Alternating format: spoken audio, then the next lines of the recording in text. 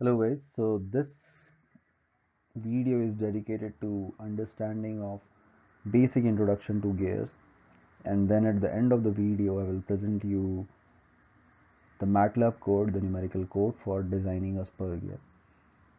So let's go through it.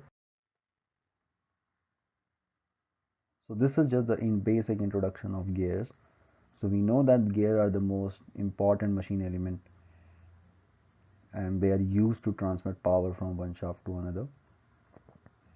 Gears are so essential that you can find it even in every home appliance. You can find it in civil engineering, you can find it in mechanical engineering, you can find it in medical appliances, in your home appliances, in electrical appliances. Gears are everywhere. So very basic use, even the use of pulley and a belt, that's a form of a gear system. So when a gear is manufactured, there are machining errors while manufacturing a gear. So you know by the course of production engineering that no machining is perfect.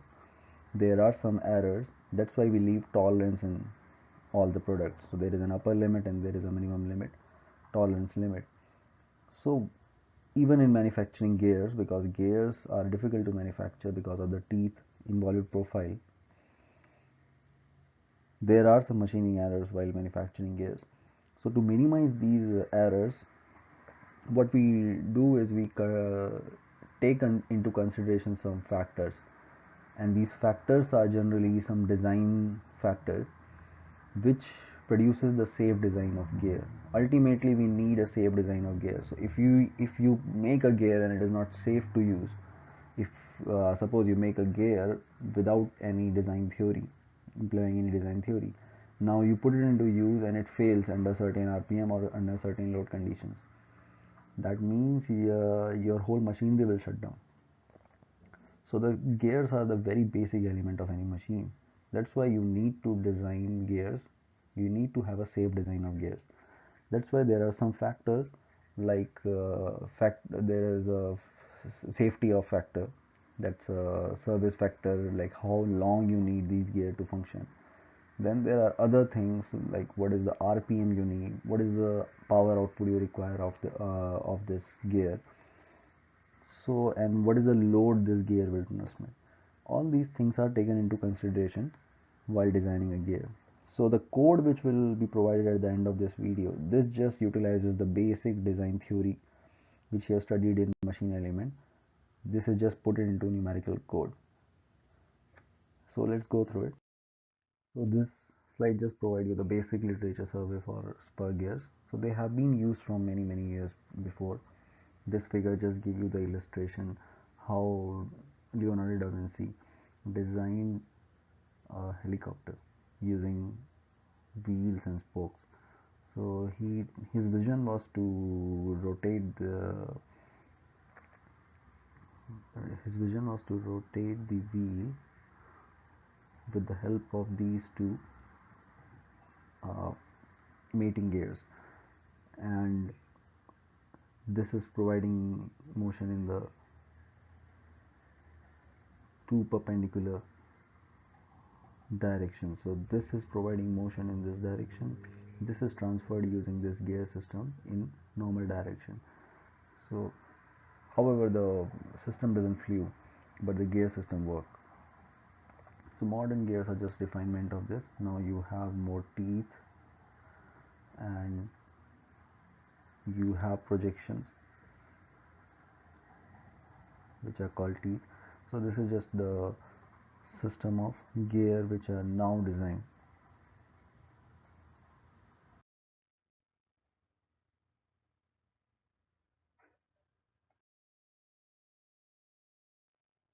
This is just a brief introduction to gears.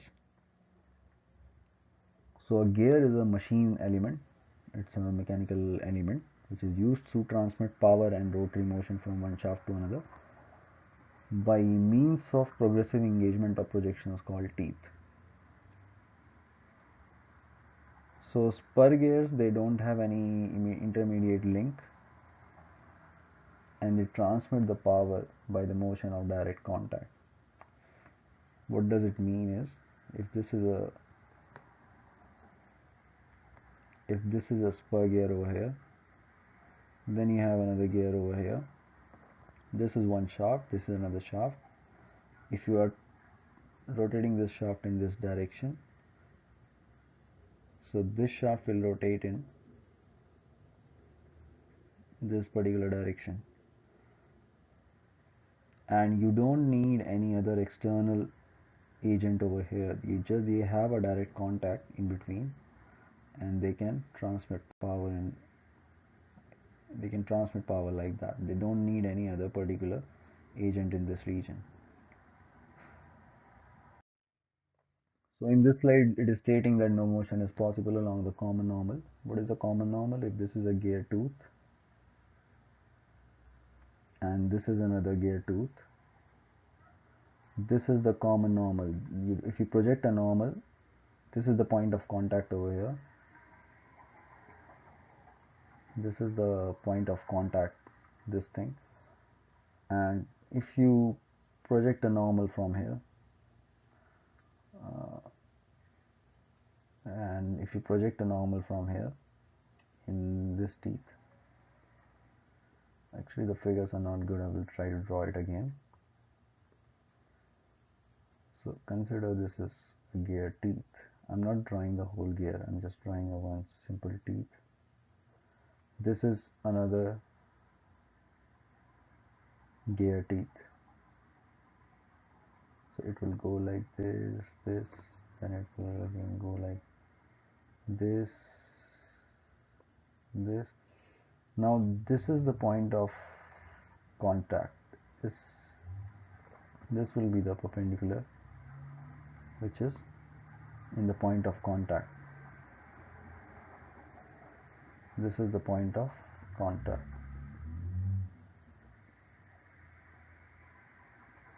So there is no relative motion in point of contact. If there is a motion along the normal direction,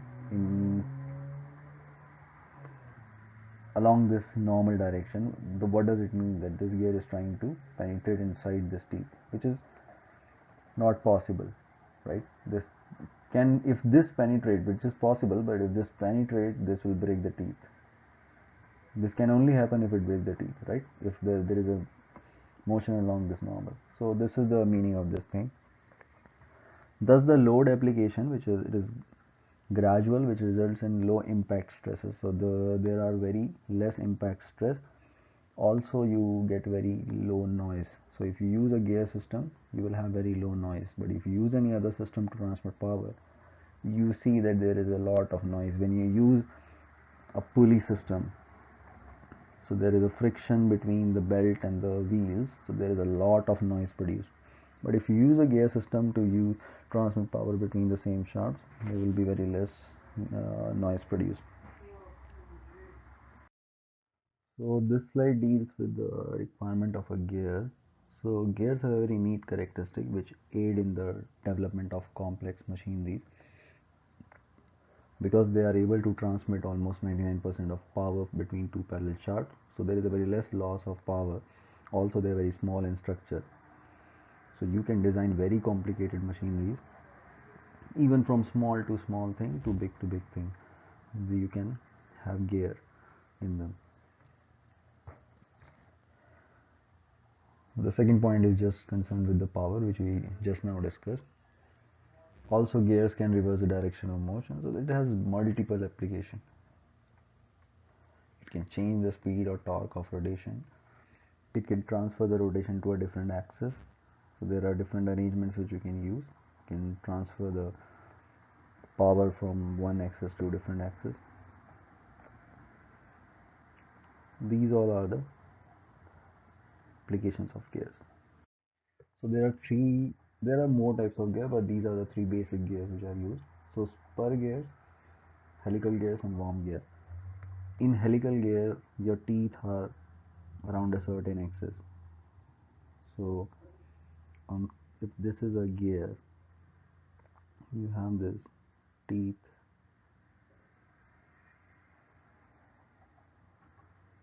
Now if you look on the side view of this teeth, in case of spur gear, the teeth will be parallel. This is the wheel. Now you look same for the helical gear. The teeth will be at certain angle.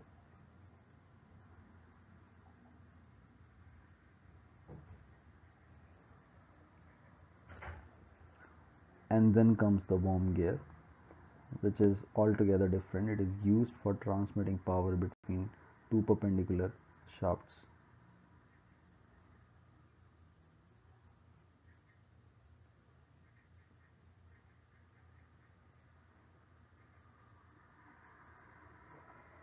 So these are the basic three types of gears. Then what are the desirable properties of gear? So you should have a very high endurance strength because you are operating very complex machineries. The load strength and everything should be very high. Also, you don't need destructive pitting in your gear.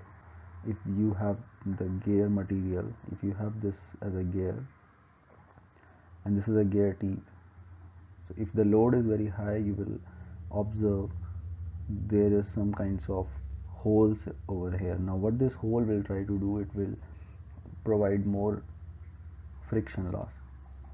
So you don't need destructive pitting in your gear. So you should have high endurance strength. Also the surface finish should be very good. Then also you should have low coefficient of friction to avoid scoring and low and consistent thermal distortion during heat treatment. So these are the few points which are required for desired properties for gear materials. Now because we are giving you the code for designing a spur gear, let's discuss about spur gear. So the teeth are the parallel to the axis of the gear. Advantages: it is very cheap, it is easy to manufacture, it is available everywhere, almost everywhere. Disadvantages: only works with mating gear. You cannot operate a spur gear individually. Means if your spur gear is lying over there, you need another gear to transmit the power. This alone cannot help you. Axis of gear, each gear must be parallel. Now if these are the two shafts which are parallel to each other, you can use spur gear to transmit the power. But if these are the shafts which are not parallel to each other, spur gears are useless over here. So this cannot transmit power between two non-parallel shafts. So design of spur gear using Matlab. How we design? So the Matlab program we design, it takes the input values which will be factor of safety, RPM, the amount of load you require, the amount of power output you require, and it will give you the output as how much addendum and dedendum, how much pitch circle diameter, all those should be for your gear. So once you obtain these parameters, now you can design, you can take the material and you can remove the amount of material from it to design the gear. So you can take that in the machine shop then. They also check if your design is safe or not. This all is based on the theory of machine design, safe design of spur gear, which we have discussed in machine design. And I will try to encourage you to use this code for solving your textbook problems. So when we developed this code, what we thought is like we should try to solve it in the we should try the application in the solving the real problems. So we just took our textbook problems and try to put the input variable as given in the question and try to get the output. So let's see how it goes. So the methodology is like you first state the input variable, then you determine which one is weaker, the pinion is weaker or the gear is weaker. So you design according to the weaker part, because if you design according to the weaker part, then obviously the stronger part is going to survive. So you obtain the module. The module is something which is required in the theory of designing of spur gear, and you know module from your basic machine element course. Then you check for the safe design using the parameters you obtain, bending stress and all those things. You check if your design you have obtained finally is safe or not. Then you display your results in the Matlab screen. So this is the input variables we are using for designing our spur gear. How much teeth you required on pinion, how much teeth you required on gear, how much power you want to transmit, how much RPM you are desiring, then what is the ultimate tensile strength of the material which you are using for gear and pinion, then what should be the factor of safety, like how much you are concerned about safety, then what is the pressure angle. These are the things which you need to provide to the code as an input, and you will get the output as the your final parameters which were of the gear, like the pitch, circle, diameter, addendum, all those things. Then you can design your gear in the machine shop. So this is basic code. These lines take the input variables, and then this is the basic machine element, machine design theory for gears. So it is based on the machine design theory of gears. We are determining which one is weaker, and then we are designing which one is weaker, sorry, and then we are designing according to that. So this slide also follow the same pattern. This is just the machine design theory for the design of gear, and this will give you the output. This section will give you the output of the gears. So in your case, you just try to, if you are trying to solve numerical problems which are in your textbook, just give the input variables as whatever is given in your textbook. Then you will obtain these parameters, try to match the answers, and also try to understand the code. This will also help you trying to understanding the code. So the conclusion for this presentation is that the analytical outputs, these were obtained using the Matlab software, which is a quick tool to check the safe design of spur gear, and you can obtain the parameter with checking the safe or unsafe design of gear. So thank you for watching. I will try to provide the link. You can just click on the link which I have provided. This link will give you the access to my blog where I posted the numerical code. If you want to type the numerical code viewing the video itself, you can do it from this. But if you want to copy and paste the numerical code, you can just go to the blog and copy and paste the numerical code from there. So thank you for this. See you next time.